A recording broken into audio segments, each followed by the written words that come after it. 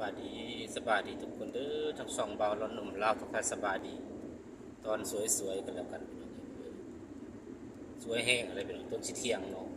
11:48ทุกท่านสบายดีเด้อครับเวลาพักผ่อนของหลายคู่หลายคนก็สั่นซ่าเนาะบางคนก็อยู่หน้าช่วงนี้เนาะพักเที่ยงกินข้าวเช้ามีแห้งพี่น้องหลังจากลุยงานตั้งแต่เช้าจนหมดเที่ยงเนาะท่านสบายดีเด้อกับสองเบาเราหนุ่มลาวเดินทางคือเก่าพี่น้องเลยเดินทางมาแต่ปูแหละเนาะแต่แสดงลาวบาวมุ่งจุดหมายปลายทางก็คือเมืองวิระบุรีหรือว่าโอคำเซโปนเนาะคำเซโปนหรือเมืองแร่เซโปนนั่นตัวรถคือเก่าคือเดิมตามนัดหมายตามเวลาหอดโมงหอดยามก็ต้องไปทุกคนเลยคือฟ้าคือฝนจังได้บัดได้บัดหนึ่งงุ่นไม่ขี่เฟือกขี่ฟ้าบังแสงแดดเนาะมันก็อยากเป็นได้เวลาพักผ่อนห่มเวลาตอนเฮ็ดเวียกมันมืดตอนเวลาเฮ็ดเวียกมันแจ้งเนาะแดดแจ้งตอนเวลาพักผ่อนปฐมผมเห็นเต็งมนุษย์มาหน้าบนว่าแดดฟ้า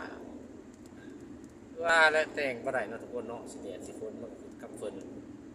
ธรรมชาติสร้างขึ้นมาแล้วจ้ะเอาแต่งบ่ได้สดไปด้วยกันทุกคน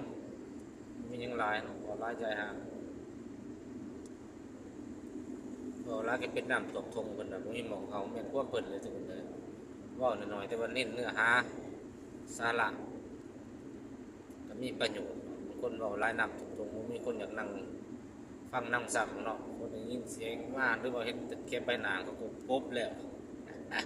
ว่าบ่มีหม่องเก็บเว้ามีหม่องเอาเพิ่นว่าเพราะว่าเพิ่นเว้าแบบน้ำท่วมทงเพราะว่าแล้วทุกคนเนาะบางคนก็บอกหลายเป็นประโยชน์ว่าหน่อยว่ามีประโยชน์ก็มีเนาะบางคนเนาะบอกหลายก็เพื่อจะให้เข้าใจอะไรทุกคนเลยเที่ยวเว้าย่ำเว้าลำลิ้นลำไรเขาว่าบางคนบ่มักได้เว้าลิ้นลำไรเพราะแล้วก็แล้วบางสิ่งบางอย่างมันก็บ่แล้วก็ต้องได้เว้าล้ำอีกเทื่อนึงเพื่อความเข้าใจเนาะทุกคนเลยความเข้าใจของคนมันมีหน่อยความเข้าใจของคนมันบ่คือกันบางคนฮะจะเว้าหยังก่อนนั่นก็มีเนี่ย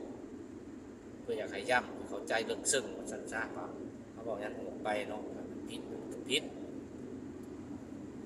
เอาแก้ไขเว้าใหม่คืนใหม่เนี่ย